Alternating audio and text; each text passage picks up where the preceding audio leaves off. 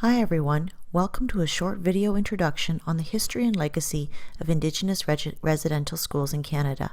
This lesson also explains how Gord Downie, Canada's Poet Laureate and lead singer of the iconic Canadian band The Tragically Hip, is hoping in his final days to spark reconciliation between Canada's people, its government, and Canada's Indigenous peoples.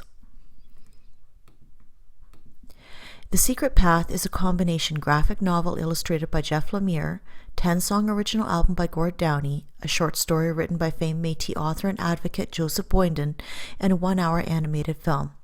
The Secret Path is based upon the tragic life of Chanie Wenjack of Martin Falls First Nation, who ran away from Cecilia Jeffrey Residential School outside of Kenora, Ontario in 1966, and was reported by Maclean's magazine in 1967. Upon reading the original article, Downie was struck by how little had changed for Canada's First Nations. Once he was diagnosed with glioblastoma, an incurable brain cancer, he used his final days to advocate for reconciliation and repairing the relationship between Canada's Indigenous, Métis, and Inuit peoples and Canada's government, which still maintains a paternalistic and colonial relationship over them via the Indian Act of 1876. On August 20th, 2016, during the Canada-wide Canadian Broadcasting Corporation's broadcast of the Tragically Hip's final live concert in their hometown of Kingston, Ontario, lead singer Downie made a public appeal to Canada's new Prime Minister Justin Trudeau to fulfill his election promise to change the relationship between the Canadian government and Canada's First Nations to help create a better identity. After the Tragically Hip final tour wrapped up, Downie focused on promoting his next project, The Secret Path, based on the life of Chanie Wenjack. He traveled to Martin Falls First Nation and met with Sister Pearl and the remainder of the Wenjack family to finish filming a documentary about the story he was sharing with Canada to create a dialogue of reconciliation. In 1800, there were 296 Indigenous languages spoken in North America, and now 31 of those are extinct. Others are on the verge of extinction, with only a handful of speakers remaining as a result of residential school policies which disallowed speaking native language. Historical trends tell us a lot about how people and societies might react to different events. One major event stands out in European history as being a critical turning point. This was the Black Plague. That event from 1346 to 1350 killed between 1/3 and 1/2 of the entire population of Western Europe. The results led to the Protestant Reformation, the growth of capitalism and a wage economy, individual rights and freedoms, humanism, and modern philosophy. So what is the impact upon a populace in which 90 to 93% of all of the Indigenous peoples of Canada and the United States were wiped out as a result of illness and assimilationist policies between 1600 and 1875? What is the cultural impact upon these peoples if one considers the lasting impact of the Black Death 7 centuries ago? Culture was destroyed, languages lost, villages were eradicated, oral histories were lost as elders died, generations of grief, loss of religion were some of the main factors in what became known as the cultural genocide in Canada. When contact with Europeans occurred, Indigenous peoples' lifestyles, economy, social lives, and oral storytelling traditions changed. In a very telling fashion, the Canadian government policies were made clear in the words of Duncan Campbell Scott, the Superintendent for Indian Affairs in 1920, when he said, "The happiest future for the Indian race is absorption into the general population, and this is the object of the policy of our government. The great forces of intermarriage and education will finally overcome the lingering races of native custom and tradition." The assimilationist policies of the Canadian government's goal was clear through the Indian residential school system. In 1876, the Indian Act not only made all First Nations wards of the state and forced them to attend residential schools. Over 130 schools were created in which 160,000 children attended from 1876 to 1996, when the final school was closed.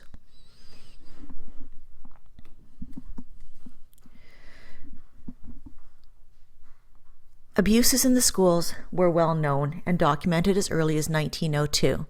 A $1.9 billion compensation package was announced in 2007, of which 90% of legal claims by the 80,000 survivors documented sexual abuse, among others. Furthermore, the Canadian government authorized health and malnourishment experiments that are well documented in federal archives on students in some of the schools in the 1940s and 50s.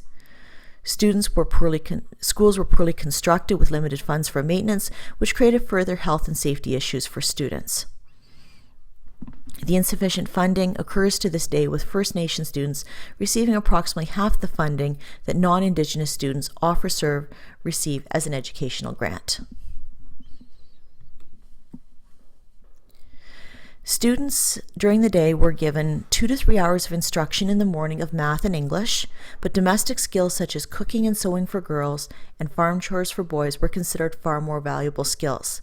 When combined with, up until 1969, the mandatory religion classes and prayer classes, this meant for rather long days for the students with limited opportunity for further education. The ripple effects of the residential school system are many. Fear of the white man's education system and fear of sending children out of the community for school are two of the most significant. In Thunder Bay, 7 students have died in the last decade while boarding and attending high school. This triggered a coroner's inquest during most of 2016. Other issues regarding from the intergenerational trauma of the Indian Act include poverty, high suicide rates, unrecognized treaty rights, fundamental human rights being unrecognized, and educational underfunding, furthering all the previously mentioned issues.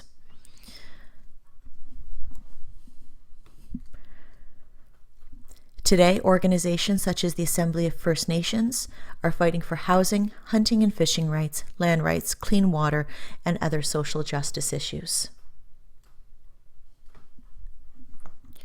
In the spring of 2016, the Truth and Reconciliation Commission of Canada issued a call for 94 recommendations to be adopted to heal the relationship between the peoples of Canada, the Canadian government, and Canada's First Nations. They're seeking spiritual healing, treatment, counseling. They're learning their language, culture, and traditional heritage in order to recover from the traumatic abuses of the residential school system. The story of Chanie Wenjack is a sad one. He attended Cecilia Jeffrey Indian Residential School in Kenora, Ontario, and this is what it looked like at the time. He ran away in 1966 and died 5 days later trying to trek over 600 kilometers to his family's home in what is now known as Martin Falls First Nation, at that time known as Ogoki Post. Gord Downie's project, The Secret Path, began in 2013, took on a new urgency for the artist after he was diagnosed with incurable brain cancer in early of 2016. For more information, please see the website below or search thesecretpath.ca.